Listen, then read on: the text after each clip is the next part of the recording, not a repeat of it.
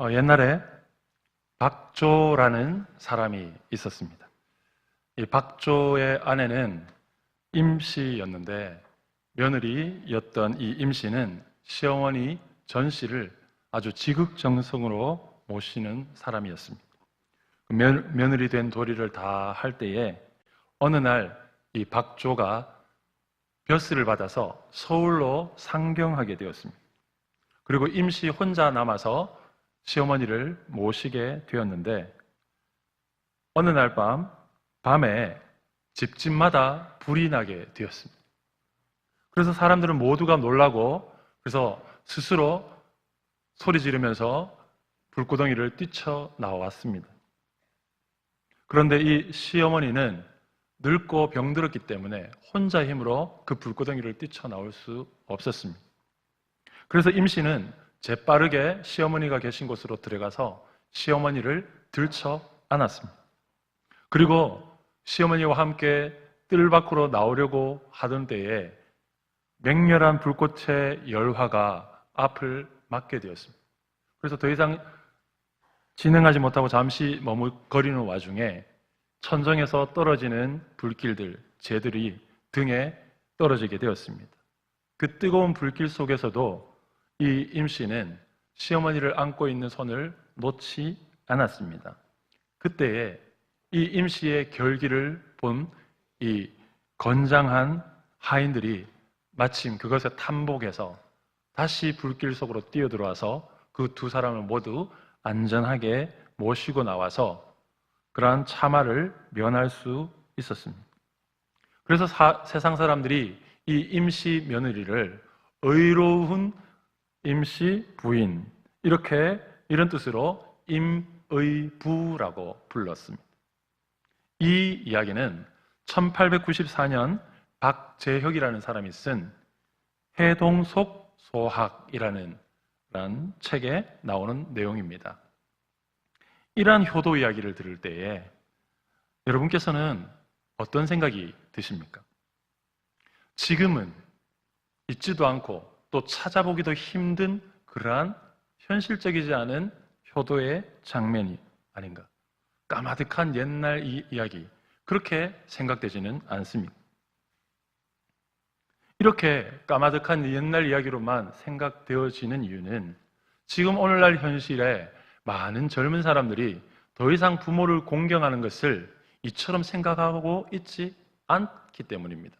그래서 이러한 효도의 이야기들을 우리 주변의 삶 속에서 미처 발견하기가 어렵게 되는 것입니다. 사람들의 마음속에 효도라는 것이 점점 멀어지고 있는 안타까운 시대를 우리가 살고 있습니다.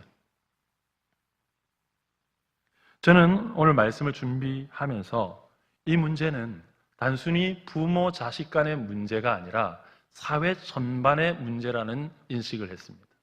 그리고 다시 한번 하나님의 말씀을 통하여서 이것을 우리가 어떻게 회복할 것인가, 가장 근본적인 그것은 다시 한번 우리에게 도전하시는 하나님의 은혜와 말씀은 무엇인가, 오늘 본문의 말씀을 통해서 그 부분을 함께 상고하고 묵상하고 은혜 나누기를 소망합니다.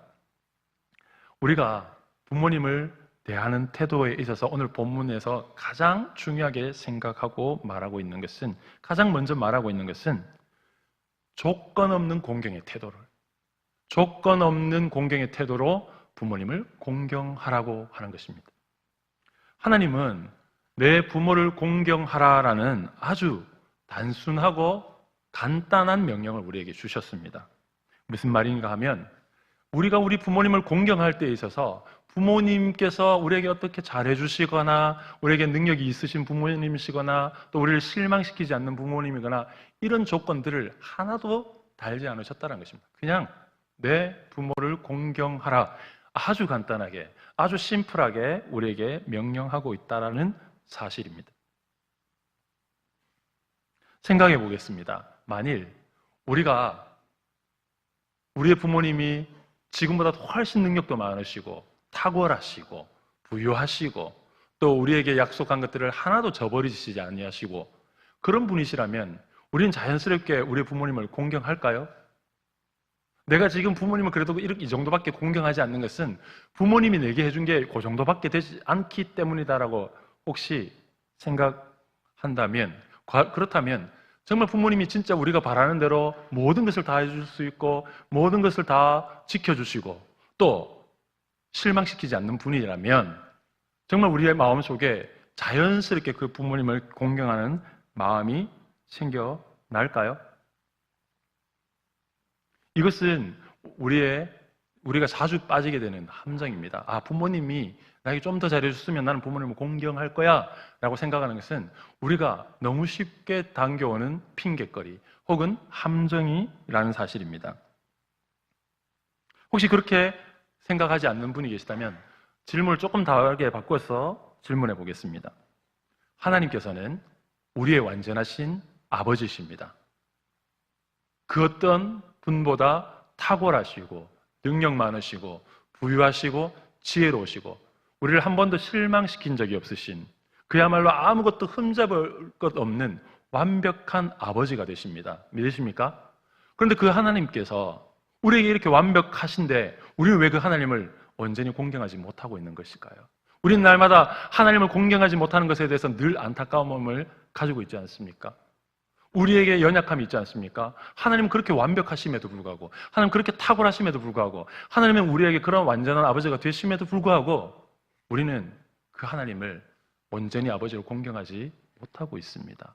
그렇다고 한다면 우리가 우리의 부모님을 공경할 때에 부모님이 내게 좀 더 잘해주고 좀 더 능력 있는 분이었으면 내가 그분을 공경했을 텐데 부모님이 나에게 실망시키지 않고 부모님이 정말 괜찮은 분이었다면 난 공경할 수 있었을 텐데 라는 말은 핑계밖에 되지 않는다는 것이죠. 오늘 본문에서 사용하고 있는 이 공경한다라는 말은 원래 이 원어적인 의미가 가치를 인정하고 그것을 무겁게 여긴다라는 의미입니다. 그리고 그 말을 중시 여긴다라는 그러한 의미입니다. 그리고 이것은 히브리인들의 방식으로 설명하면 영광을 인정한다라는 것입니다. 이 말의 뉘앙스는 하나님을 경외한다고 말할 때 사용하는 동일한 뉘앙스입니다. 하나님을 경외할 때 사용하는 말과 본문에 부모를 공경한다라고 하는 이 단어가 사실상 수준과 깊이는 차이가 있을지 모르지만 그 의미와 양상은 그리고 원리는 같다라는 것이죠.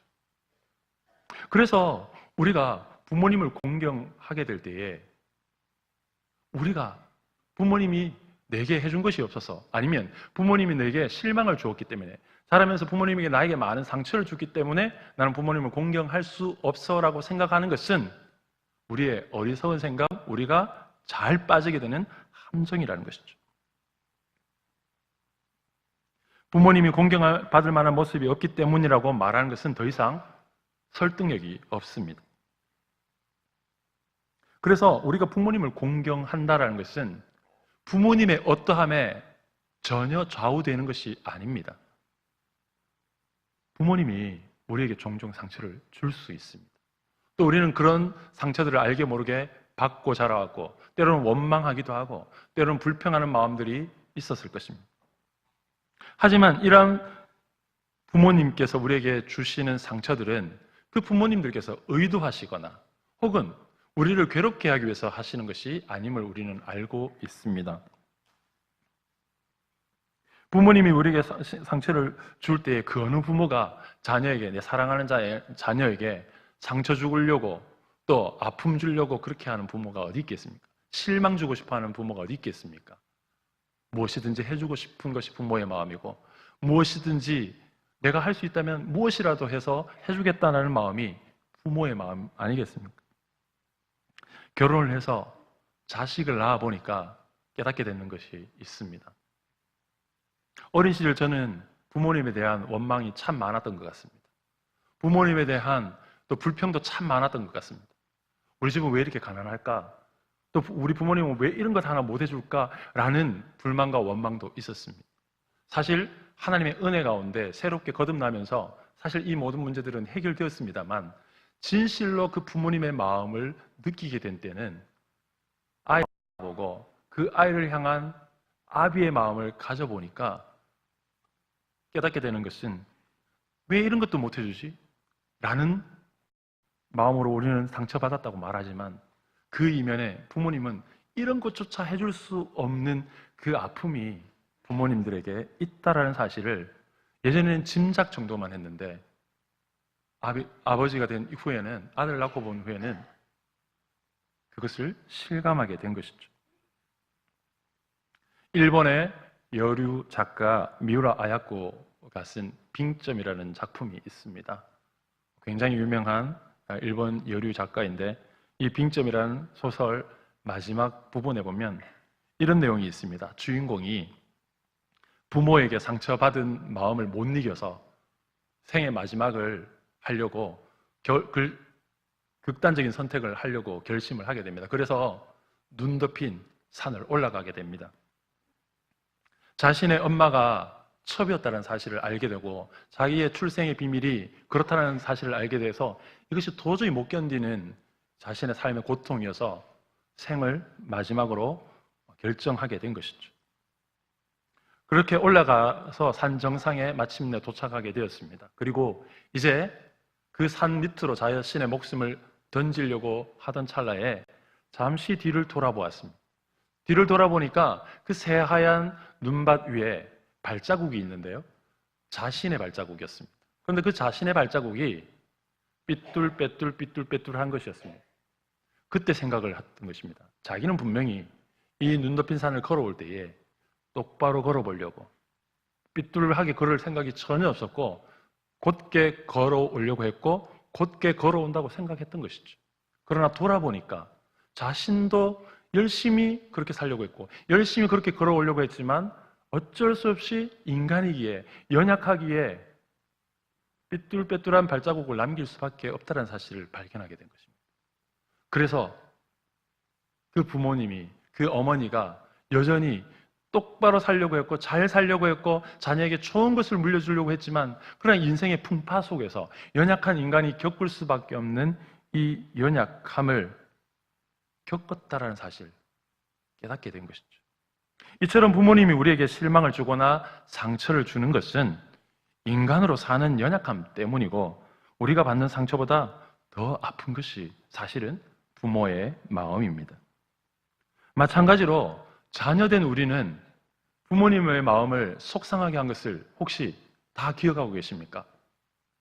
여러분이 만약에 다 기억하고 계시다면 그것은 여러분이 어쩌면 고의로 부모님을 속상하게 하기 위해서 한 것이 아닐까요? 그렇지 않았다면, 의도가 없었다면 기억할 수가 없습니다. 그 수많은 부모님의 속을 상하게 한 일들을 우리가 어떻게 다 기억을 한단 말입니까? 나는 아무것도 한 것이 없다고 생각하지만 부모님은 아파하셨고 속상해 하셨기 때문에 우리가 의도적으로 하지 않았다면 우리는 모르는 것입니다. 이렇듯 연약한 우리가 서로 사랑하고 공경하는 이러한 문제는 결코 녹록한 것이 아닐 뿐만 아니라, 우리가 부모님을 공경할 때에 어떤 조건 때문에, 이러한 모습 때문에 공경을 받아야 한다면 우리 사는 사람 가운데는 아무도 공경받을 사람이 없을 것입니다. 우린 그렇게 다 연약하고 우린 다 그렇게 실수투성이기 때문입니다. 그래서 오늘 주님께서는 내 부모를 공경하라는 이 명령을 하실 때에 그 어떤 조건도 담지 않으시고 그냥 내 부모를 공경하라, 이렇게 아주 간단하게 말씀을 하신 것입니다. 사랑하는 성도 여러분, 부모님이 우리에게 그럼에도 불구하고의 사랑을 보여주셨다면 우리가 부모님을 공경할 때에도 여전히 어떤 조건 없는 그럼에도 불구하고의 공경을 올려드려야 한다는 것이 오늘 본문의 말씀이 주는 메시지입니다. 부모를 공경하라는 말씀은 그 어떤 변명으로도 피해갈 수 없는 계명임을 이제 우리는 깨달았습니다. 그러고 보니 우리가 부모님을 공경하는 것은 결코 쉬운 일이 아닌 것 같습니다. 오늘 본문의 말씀 역시 부모를 공경하는 것이 넉넉하지 않다 이렇게 말하고 있습니다. 부모를 공경하는 것은 어렵다 이렇게 말하고 있습니다. 2절 말씀을 보면 그거 사실을 알 수가 있는데, 2절 말씀은 이렇게 말하고 있습니다. 내 아버지와 어머니를 공경하라, 이것은 약속이 있는 첫 계명이다 이렇게 말하고 있습니다. 사도 바울은 10계명 중에 5계명인 이 내 부모를 공경하라라는 계명을 해석할 때에 약속이 있는 첫 계명이다 이렇게 해석을 하고 있습니다. 쉽게 이해할 수 있는 말로 바꾸자면 이렇습니다. 내 부모를 공경하라. 그러면 큰 포상을 너에게 줄 것이다. 큰 포상이 약속되어 있다. 이렇게 말하고 있는 것이죠. 그래서 3절에 그 포상에 대해서 설명하고 있는데 그 포상은 땅에서 잘되고 장수하는 것입니다. 여기서 땅에서 잘되고 장수하는 것은 히브리인들에게 있어서 모든 복, 우리가 인생을 살면서 누릴 수 있는 수많은 복들을 다 망라하는 것이 땅에서 잘되고 장수하는 복입니다. 그래서 하나님께서는 지금 내 부모를 공경하라는 이 계명 앞에 우리가 그 계명을 순종하면 하나님이 엄청난 포상을 준비하고 있다. 그렇게 말하고 있는 것이죠. 여러분, 좀 이상하지 않습니까? 자식이 부모를 공경하는 것은 너무 당연한 명령 아니겠습니까? 부모를 공경하는 것이 어렵긴 하지만 그러나 너무 당연한 것인데도 불구하고 하나님께서는 이 명령을 하심에 있어서 앞에는 다른 조건을 달지 않았지만 이 명령을 실행하는 우리에게는 아주 큰 복을, 엄청난 복을 예비하고 계시다. 엄청난 포상금을 걸고 계시다. 이렇게 말하고 있는 것이죠.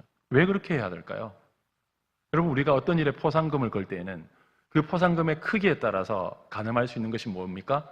그 일이 얼마나 중요한지와 또 그 일이 얼마나 어려운지를 알 수가 있습니다. 그냥 밥 잘 먹는 일에다가 포상금을 막 100만 원씩 거는 사람이 있겠습니까? 그런 사람은 없습니다. 어려운 일에 또 그만큼 가치 있는 일에 그만큼의 포상금을 걸 수밖에 없는 것이죠.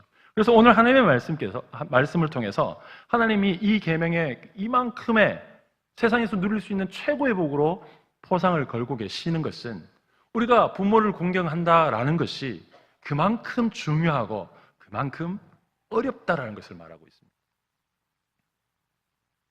우리 중에 부모님을 공경하는 것이 쉽고 자연스럽고 잘 되는 분이 혹시 계시다면 그분은 이미 엄청난 축복을 받은 겁니다. 감사해야 합니다. 하지만 우리의 대부분은 부모님을 공경하는 것이 그렇게 쉽지 않습니다.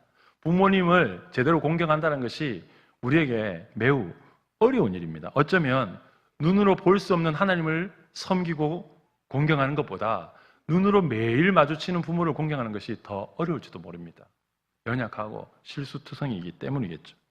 앞에서도 언급했듯이 공경할 만한 분이라면 부모님은 공경할 만한 부분이 그렇게 많지 않을 수도 있기 때문에 하나님은 높은 상금, 높은 포상을 걸면서까지도 우리를 부모님을 공경하도록 격려하시고 독려하고 계시는 것이죠.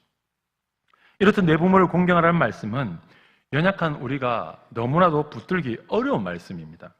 그래서 땅에서 잘되고 장수하는 복으로 우리에게 약속해 주시는데 그렇다면 우리가 이 계명이 어렵잖아요. 우리가 이것을 지키기가 너무 어렵다면 그러면 그 뒤에 그것을 행했을 때 주시려고 하시는 이 놀라운 축복은 우리를 놀리시거나 혹은 우리가 그것을 따먹지 못하는 것을 보시면서 통쾌해하시는 하나님이 주시는 그런 것일까요?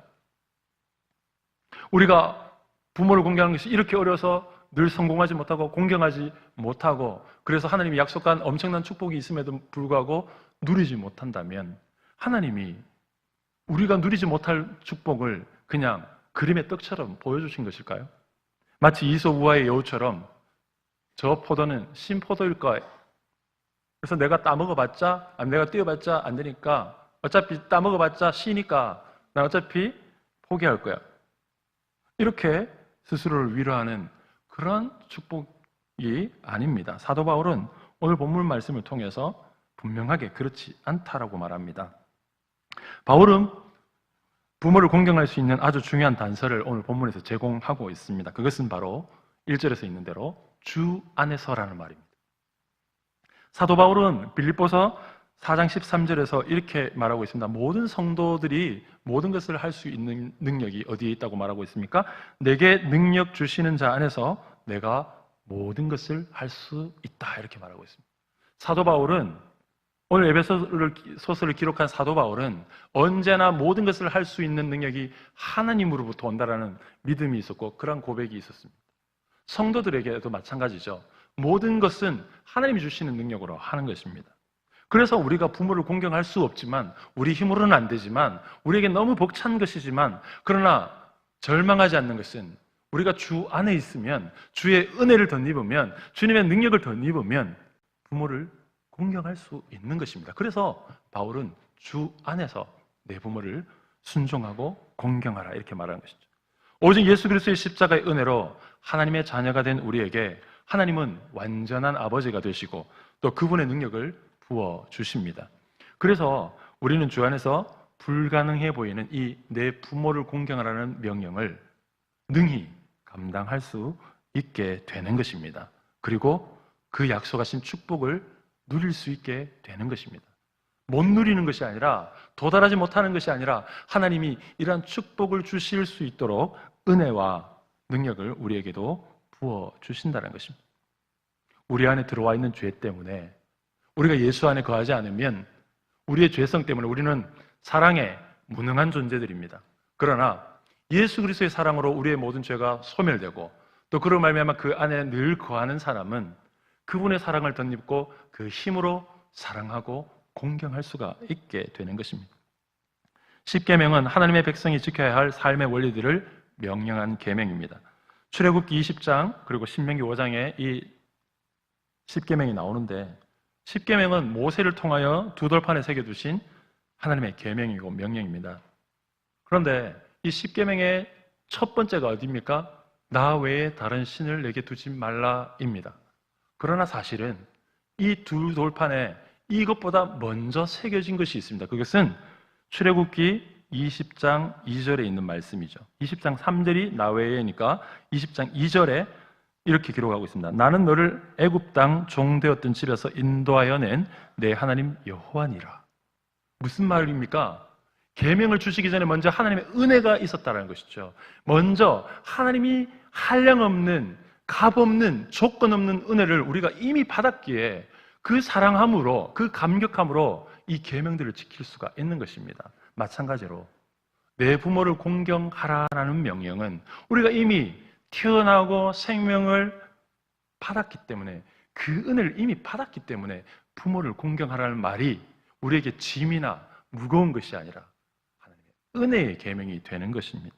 십계명은 그 자체가 은혜의 계명입니다. 우리의 인생의 앞길을 알지 못하는 데에 내비게이션이 되어주기 때문입니다. 이렇듯 십계명 전체가 하나님의 은혜이고, 5계명 내 부모를 공경하라는 말도 은혜입니다. 특히나 이 5계명 뒤에는 축복까지 약속되어져 있습니다. 그래서 이 계명 속에는 은혜로 완전히 둘러싸여져 있다는 것을 발견하게 되는 것이죠. 그래서 바울은 이것을 주 안에서라고 말하고 있는 것입니다. 우리가 주 안에 있을 때에, 그리스도의 십자가의 은혜 가운데 있을 때에 비로소 부모를 제대로 공경할 수 있는 힘과 능력을 공급받게 되는 것입니다. 주의 은혜 가운데 이 일들을 우리는 능히 할 수 있음을 믿으시기 바랍니다. 주 안에서라는 말은 또 다른 의미는, 또 다른 측면에서 의미라는 것은 이런 것입니다. 부모를 공경하는 사람에게 약속된 축복의 포상과 관련되었는데, 무슨 말이냐면, 부모를 공경하면 우리에게 누가 복을 주십니까? 부모님이 주시는 것이 아닙니다. 우리가 부모님을 잘 섬기고 공경할 때 부모님이 우리에게 뭔가를 해주는 것이 아니라 하나님이 해주신다고 말하고 있습니다. 놀라운 약속이죠. 부모님은 해줄 수 없어요. 모든 부모님들에게 하나님은 부유하게 하시거나 모든 부모가 다 뛰어나게 하시거나 그렇게 하지 않으셨습니다. 다만 모든 부모에게 똑같이 나눠주신 하나님의 은혜가 있습니다. 그것은 자녀를 믿음으로 하나님의 은혜 가운데 하나님을 믿고 기도할 때에 그 자녀를 위한 축복 기도가 응답되어지는, 그래서 부모의 기도를 통해서 하나님의 축복이, 약속된 축복이, 부모가 해줄 수 없는 그 놀라운 축복이 자녀에게 실현되는 것이죠. 그것이 모든 부모에게 주신 축복입니다. 우리는 내 자녀에게 아무것도 해줄 수 없다는 것 때문에 자책 갖고만 있을 필요가 없습니다. 난 돈을 줄 수는 없습니다. 더 나은 환경을 제공해 줄 수 없을지는 모릅니다. 그러나 하늘의 축복을 빌어줄 수가 있습니다. 하나님은 부모들에게 그런 놀라운 자녀 축복의 권세를 다 주셨습니다. 그래서 내 부모를 공경하면 부모가 갚는 것이 아니라, 부모가 주는 것이 아니라 하늘에 계시는 하늘의 아버지가 되신 그분이 우리에게 복을 주시는 것이죠. 그래서 주 안에서라는 것은 우리에게 사람의 복이 주는 것이 아니라 하나님의 신령한 복을 약속해 주시는 것입니다. 그래서 자녀 여러분들 가운데 혹시 우리 부모에 대해서 불평하고 원망하는 분들이 있다면 오늘의 이 말씀으로 우리의 마음을 바꾸기를 소망합니다. 우리 부모님이 아무것도 해줄 수 없을 수 있습니다. 그러나 그것 때문에 실망할 필요가 없는 것은 우리 부모님에게는 더 놀라운 축복권이 있기 때문입니다. 우리를 위해서 머리에 손을 얹고 기도해 준다면 그것으로 감사해야 합니다. 그것이 눈에 보일 때는 아무것도 아닌 것처럼 여겨질지 모르지만 우리의 인생에, 우리가 인생을 살면서 누릴 수 있는 모든 복이 그 기도를 통하여서 하나님이 베풀어 주신다는 것이죠. 이것을 생각하면 우리가 부모님을 공경하지 않을 수가 없는 것입니다. 좀 말씀을 마무리하기를 소망합니다. 내 부모를 공경하라는 말씀은 그럼에도 불구하고의 조건 없는 명령 그리고 계명입니다. 그래서 너무 어렵기도 합니다. 하지만 은혜 가운데 우리는 능히 부모님을 공경할 수 있습니다. 이 약속의 말씀을 믿고 십자가의 은혜로 부모님을 공경하고 어른들을 공경하며 하나님께서 주시는 축복을 누리고 복된 삶을 살아가는 저와 여러분이 되기를 주님의 이름으로 축복합니다. 기도하겠습니다. 하나님 아버지 감사를 드립니다. 오늘 우리에게 주신 약속 있는 첫 계명을 우리가 기억합니다. 하나님 조건 없는 계명이고 또한 우리의 연약함으로 감당할 수 없는 계명이기에 하나님의 은혜가 필요합니다. 오직 십자가의 은혜로 주 안에 있을 때에 우리의 사랑하는 부모님을 온 마음 다해서 공경할 수 있음을 믿습니다. 오늘도 우리에게 크신 은혜로 채워주셔서 그 은혜로 우리의 사랑하는 부모님들을 잘 공경할 수 있도록 주님 도와주옵소서. 우리의 주변의 어른들을 잘 섬길 수 있도록 도와주시옵소서. 그렇게 감당할 때에 약속하신 축복, 땅에서 잘 되고 장수하는 모든 축복이 우리 각 사람에게 임하기를 간절히 소망합니다. 예수 그리스도의 이름으로 기도드리옵나이다. 아멘.